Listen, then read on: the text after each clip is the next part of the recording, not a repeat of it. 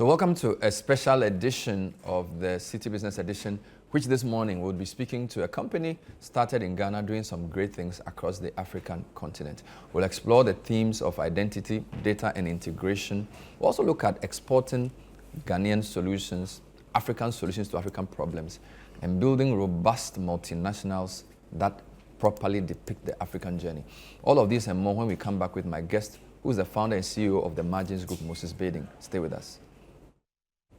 Welcome back. So, on the last day of June this year, the Republic of the Gambia went live with its own official GAM ID, which really marks a turning point in that country's effort to use data to develop. Behind that project was a Ghanaian company headed by Mr. Kwesi Baiden. Today on the Citi Business Edition, we'll be talking to him about the journey of the Margins Group and the success of the Gambia project and what this means for African solutions to African problems. Moses, thanks for joining us. Good morning. Good morning, brother. How are you doing? I'm well. Wonderful. I think it was on the last day of June that we heard that the Margins Group had officially launched GAM ID and also commissioned their new National Identity Management Data Center. What happened on that day? Just give us a quick overview of the importance of what happened in the Gambia. Well, on June 30th, we commissioned two things. Mm-hmm. We commissioned the data center, National Data Center for the National Identity System of Gambia, which we designed and built. And that data center is what will house the sovereign data of all citizens' information in Ghana, in Gambia. It will also be the point of integration that connects to both public and private services for Gambia. Then, on top of that data center, we also integrated the issuing and delivery system of the National ID card, which is a subsystem that connects to the data center and issues unique national ID cards with unique numbers, meeting the ECOWAS specification, including the ICAO specification for travel across West Africa, as long as have 16 different applets for both public and service use. And this issuing system can not only issue cards in Gambia, but also all over the world, connected to that data center. And symbolically, the first person to be issued with the Gambian national ID card that meets all the international specifications, like the Ghana card, was His Excellency Adam Barrow, the President of the Republic of Gambia. So that set the scene for the issuance of cards to all eligible Gambians. So in Gambia, just like Ghana started, the eligible voters are from 18 and above. So we're starting to issue 18 and above to cover the adult citizenship. And then we'll roll back, like we did in Ghana, to come to lower ages and then eventually the whole country. Eventually the whole country. So that's the start, and it's a learning curve. It's an improved model of what we've learned to build over the 37 years. So Gambia gets that latest edition. Will their card be like the Ghana one, which brings everything together? Driver's license, basic, all the various. It's like the master ID card. The nice thing about Gambia is that we're actually issuing 7 different cards in Gambia. Okay. Unlike in Ghana, in Ghana we have one of the biggest certified factories in Africa, certified to central bank level. That means currency security printing level. But we don't make all the cards here because of the history of the procurement and all that. But in Gambia, we make the driver's license, we're going to make the vehicle registration card, we make the foreigner's card, we make the ECOWAS card for Gambia, and the resident card. The reason why at the data point, the data center, all the information comes together. And on demand, like in Ghana, when people apply for services, the relevant data set that the law allows to be transferred is transferred to the institution. If you take Ghana, DVLA has a law that specifies that if you want a driver's license, you must give DVLA a certain amount of information. In the past, you could give them false information, the driver's license. Go and give them false information in your bank. Go and give them false information in immigration. Have a different passport. And nobody would know. Nobody would know. Today, Ghana has developed a system where we have one single source of truth.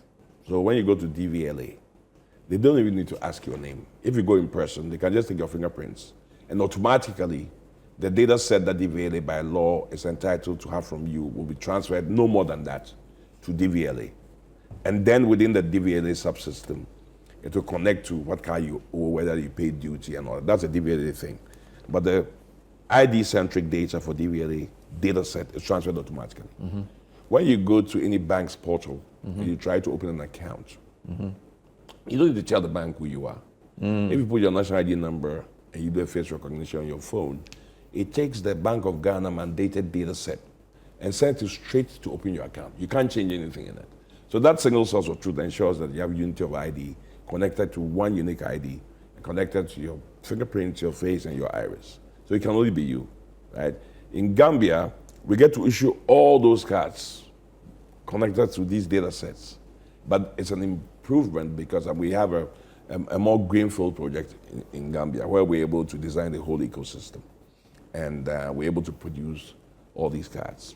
So it's... So the integration is not complicated because you are the same person issuing all these cards. It's not going to cost as much as if you had to bring different people together. So they, in a sense, even though they are a bit behind, they are starting from a better platform. I think so. Because and it's all lessons learned from here, right? And also the Gambian delegation from the government coming here to look at Ghana have understood what wasn't understood before. Correct. Because it's working, you know. So it's not like you're going to say we're doing theory. The various African countries come here because the ID systems are not properly integrated. If they have a card, yes, somebody has a card, but it doesn't work like Ghana. They are surprised when they find Ghanaians using their Ghana card at the airport. Even travel. On the e-gates. They're surprised when they go to the banks and they see that foreigners and Ghanaians alike are using their cards. They're surprised when Ghanaians are paying. It actually works. And now institutions are insisting on the card before they do anything with you. And it's streamlining government services, e-commerce, fintech, social inclusion, and broadening the participation of the population, and also introducing us into the digital age seamlessly. So even though we don't see the consequence of what we've done as a country with NIA, from the laws to the way that's been done, and luckily the way that they've selected a Ghanaian vendor that's been in the business for 37 years, and jointly we've delivered together with the various governments. Other people see that and say, look, our system doesn't work like that's the future. So Gambia is sort of an improvement on Ghana. For many years, African countries, when they want to do something very serious, which is value adding, seminal to their development, would look to either Europe, America, or increasingly maybe Singapore or Korea or China. So it's not very common to have an African sovereign go to another African country and say, I want you to design this intelligent system, which requires various things. And not only are you conceptualizing it, they want you to design it. You help them finance it.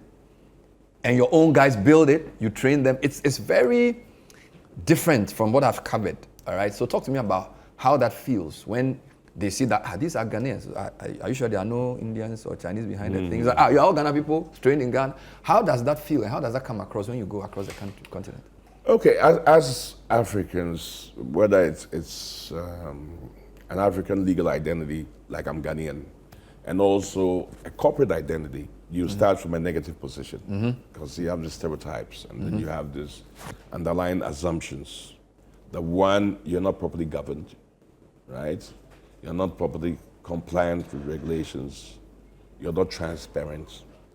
Your corporate systems are not set up properly, and that your objectives are not meeting the international standards in order to allow people to be able to see what you're doing and to invest in your company. And this is, of course, historic because we already, because of the slave trade and all that, there's a perception of negativity about what you're capable of as an African. And one has to overcome that. And you can overcome that on the way that you're trained and the way that you're educated. That's one. Two, it is true that most African companies are not properly run. It is a truth. And you can find the reason why in two things. One, that people are not properly trained on how to run companies. And they don't have the right personnel in order to be able to run in a proper structure that allows you to be competitive, transparent, efficient, and effective in the way that international companies are run. So people are confident in the way that you run things. Things are open. You don't have 2 invoice books. You don't have all these kind of funny things, right? And one also has to do with the environment. Because if the environment does not reward good corporate governance, it forces companies to cut corners. And good practices, then companies will cut corners because that's how they can survive. If the GRA man is only interested in a bribe, instead of coming to see that you're contributing to the government, and if the government selects people not on the basis of their competence, the taxes that they pay, and how good their corporate governance is, and how many people they employ, and what impact they have on the society, but on any other basis, then you're going to have a reaction that people are going to respond to those market conditions. And so when they respond to those market conditions, they will cut corners. When they cut corners, they cannot build companies that can stand the test of time. It's a rational matter. You get me? So now, balancing the rational with the irrational in the environment that you're in is very difficult. Sometimes you're working on the edge of criminality and compliance and so on. But every problem has a solution. It might be difficult, but it has a solution. What you're pursuing is to be able to be a corporate that's respected, that's well governed, that's transparent, that's run according to good corporate practice. But at the same time, being able to solve problems within your environment, whilst maintaining a certain international reputation. I'll come to the international one because I know you have all your ISO certifications, but which means that the perception of Ghana is critical beyond even knowing what you are capable of doing. If they hear you are a Ghanaian company, there has to be some respect for the country you are coming from to give you some entry. For example, generally, when somebody wants to buy a car, they say the car is made in Germany. So, okay, there's a certain reputation, or Japan, or the US. So what I'm trying to say is that country reputations precede company reputations. And so even though we are saying things are not perfect here, if you take Ghana for places like Gambia, DRC, and other places, there has to be some respect for our way. The advantage that Ghana has is that in Africa, Ghana is very respected, despite all the other things that I've said. Because in actual fact, when you look at Africa, Ghana actually has more institutions. And even in the index of transparency, all the other things I've said, Ghana is quite good if you are talking about Africa. So if you go to Uganda, Tanzania, DRC, Zambia, wherever you go in Africa, people respect Ghana. There is some historic reason. Good. And there's some other genetic DNA in Ghanaians. Right? I use genetic. Yeah. In a very broad sense. In a broad sense, not in a biological sense. Not in a scientific sense, yes. That engenders that belief. It starts from people like Nkrumah. That dividend that we paid for the liberation of Africa and pushing for African unity gives people this passion and love for Ghana. I remember the first time I ever go to Kenya. For some reason, we came down on the tarmac, and somebody asked me where I was from, and I said I was from Ghana. I said, "Oh, come in, Nkrumah." You know, so there's this respect for Ghana, our intellectuals. And somebody told me one thing very important recently that I never thought about. You know, I can't remember. I hope I could give credit to this person, and maybe it will come. But he said one of the things that Ghana did well was teacher training. Okay. In the initial years? In the initial years of Ghana, one of our most important things that we did very well was the training of teachers. And I know because my mother was a teacher. Okay. You know, my mother was a teacher.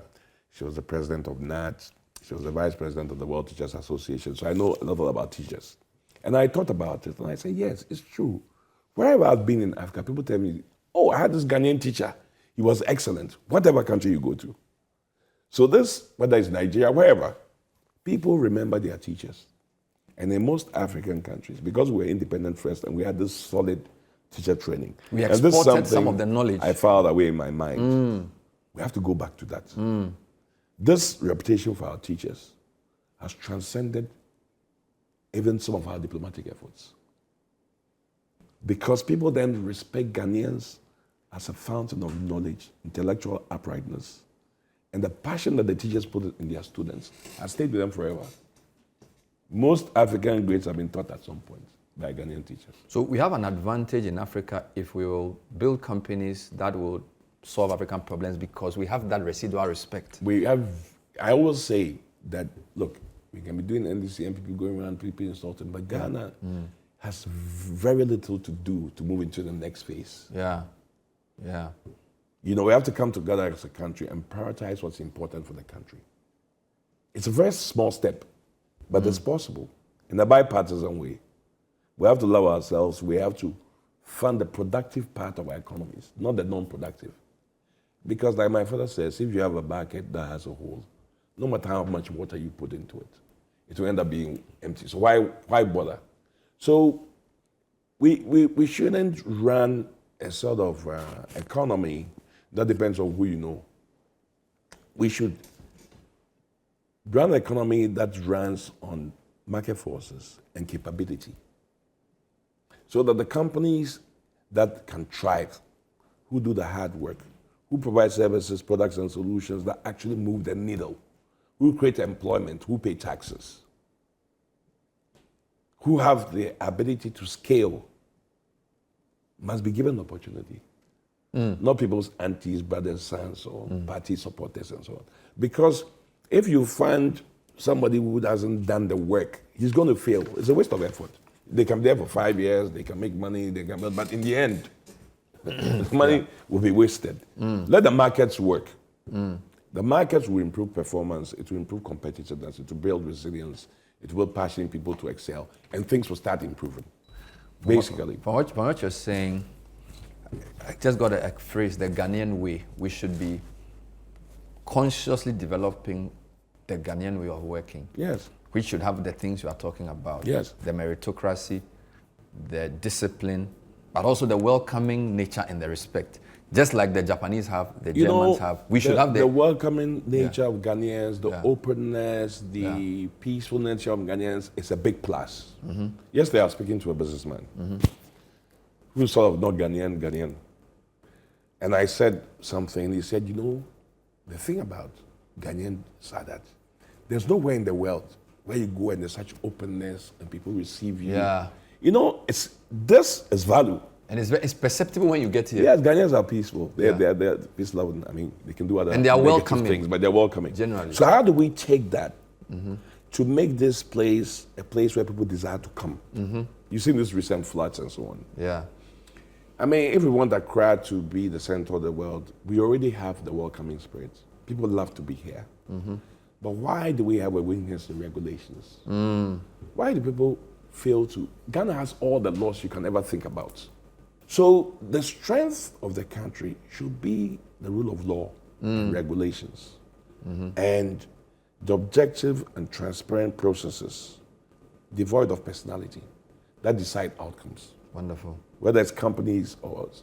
We have to go back to that. We can't, this kind of shortcuts is not going to take us anywhere. And we have just that little step. I mean, if you're going to build in a waterway, why does a regulator take a bribe and give you? It doesn't make sense. It didn't happen. You have to even question, so what kind of education does a regulator have? If you take a temporary bribe and you're going to create a disaster for all kinds of people, what kind of mindset do you have? You know, so that step we need to make as Ghanaians in a nationalistic and bipartisan way. But I'm very hopeful. As I am. This is the Citi Business Edition, and we are also broadcasting on Breakfast Daily. My guest is Moses Baiden, who's the founder and CEO of the Margins Group. We're actually discussing their foray and initial success in the Gambia as a case of a Ghanaian multinational, and we've been discussing the Ghanaian way. But I'm coming back to the substantive thing you did. It appears to me you did not just sell a solution. You conceptualized it, you designed it. I think the financing, you thought of it as well. You built it, and you're running it. How different is that from a typical, because typically companies come and give you a tool, take their money and they go away. And when it gets spoiled, they come and repair it, take more money and go. For technology, that's general. Or they build software, they give it to you. If they don't, I mean, recently we had a challenge with one of our institutions where the guy had decided that he was going to renew and the whole thing was a problem. How different is your model of conceptualize, design, finance, build, blah, blah, blah, blah to the end? So, I mean, business is basically about solving problems.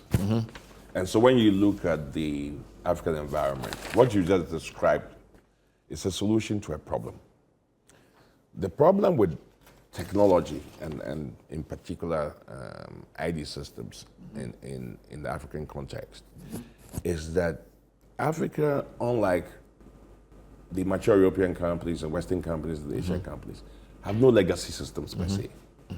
So it was both a blessing and a curse. We didn't have these systems, like phone lines and so on. Then the computer revolution started, and now the digital revolution has started. And I think we're even in the fifth industrial revolution now, with AI and quantum computer. It's going to change. It's a little different from the first digitization, 4.0, fourth industrial revolution. I think we're in the fifth now.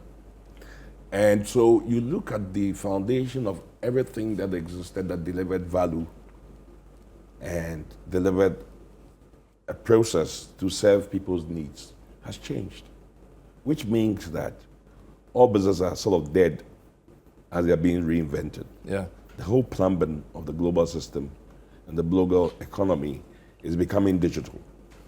So we don't have to rebuild copper wires and all to go through that history together. We can just leapfrog into the new world. The question is that if we want to leapfrog into the new world, how are we going to do that in a sustainable way, in a way that meets our needs, not what people think we need? It doesn't really solve our problems. And we pay for it as an event. And then we no longer have the money to sustain it. And it doesn't fit within our needs, what we need. And it doesn't fit within our pocket, the way that we finance it. And it doesn't meet our sustainability thresholds. And so over time, most of the big ICT projects are funded by World Bank and so on. It's an event, it's paid, we pay the taxes, we owe money, and then it doesn't work as it should. Or it works for a while and it stops. And so you look at that and you say, okay, fine, we're an African company. How do we become significant in this space? And the significance is not just the technology, it's understanding the environment in which the technology is going to be done. And conceptualizing with the stakeholders and the customer's requirements, and going beyond even what the customer thinks into something that is novel and new. And then designing that to solve that problem. And then, of course, governments never have money. And sometimes governments themselves do not know how important or fundamental a digital ID system is for this digital economy that we're in. So they're reluctant to spend money on that because you probably can't win elections on that. People won't see it for another 5-10 years, right? So building a school and building a road or doing something else is something that people can see. But what is going to really move the needle in terms of the future of the digital economy cannot be seen. So if you throw your political capital behind that, you may have problems. So you recognize that if government buys a digital ID system, and now they have to expand, they have to maintain, they have to buy servers, they have to hire people. And the way that our politics runs, it's not always the best people that are in the best seats. So then you're going to have problems. But it's a system that we have. So we decided no. Because governments have these few dollars and they have critical issues to do, in fact, in the first national ID in Ghana, we were subcontracting for a foreign company. We paid the system. The system started to run. The government ran out of money. Of course, we were in breach of contract. So all the 16.5 million cards that we manufactured right here in Ghana in my factory, we only printed 3 million of it, and distributed 900,000 of it from 2008 to 2017. And everything was scrapped because it was obsolete. And we, at the pain of death, then came with this solution. Because at the pain of death means we weren't paid. We were owed for several years. So the director's assets has to be sold to pay for the company's debts. Because the government didn't pay us for a long time. We almost went bankrupt. So you are listening to a two-part series on the Citi Business Edition. In part one, we've been speaking to Moses Baiden, founder of the Margins Group. really about their progress in the Gambia, where the country launched their first GAM ID, a historic moment where the president of the country was given his card. They've also launched a center where all of this will be put together. We've been talking also about the Ghanaian multinational and the way Ghana is viewed as a resource, using the emergence group's progress in the Gambia as an entry point. Next week, we'll continue the conversation about the specific benefits of this system to the Gambia, why national identity systems are the basis of any kind of economic and digital transformation, and what this all means for the future of Africa. That will be in our second part. Stay with us. I wish to welcome you to the launch of the National Identity Management Systems Project, delivering the new ID card and other related documents. It's been a very long road, public-private partnerships like myself are quite complicated things, and it's quite satisfying that today we actualize a dream that we've been pursuing since we won this tender about 2.5 years ago. It has been proven that having this digital infrastructure that connects citizens to government services and e-commerce services can have a significant impact on the growth of GDP of all countries, and especially in Africa. With this digital platform, Africa can escape the legacy systems of the previous revolutions that we have witnessed and allow us to accelerate as modern nations into the new world without any hindrances. We at My Design Group are happy to join the government of Ghana and the president of Gambia to conceptualize, to design, to finance, and to cooperate such a fantastic system that will lead us into a better future. It's not simply a digital ID card. A digital ID is a secure, trusted representation of an individual enhanced by the integration of biometrics that enables government systems to identify, authenticate, and verify people electronically across different services. It allows citizens and residents to establish their identity once and securely use that trusted identity across authorized government services. Following the go-live date on Monday, 29 June 2026, I became the first Ghanaian enrolled on our new National Identity Management System. Within minutes, I received my fully personalized national ID badge. We are here today to launch the system to provide every Gambian with a similar secure, trusted, and verified identity. For the first time in our history, the Gambia is establishing a unified, trusted national identity.